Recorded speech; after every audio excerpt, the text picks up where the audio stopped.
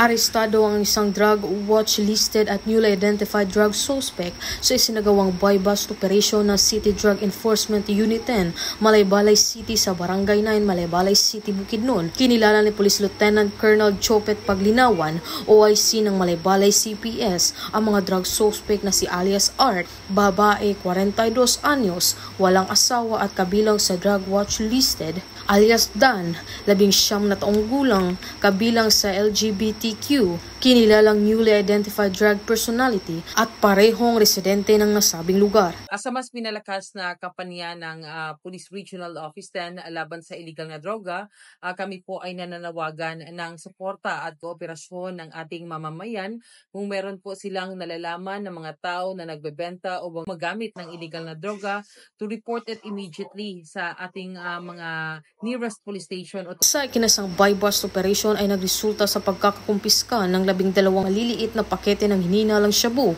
na nagtitimbang ng 3 gramo at may standard drug price na 20,900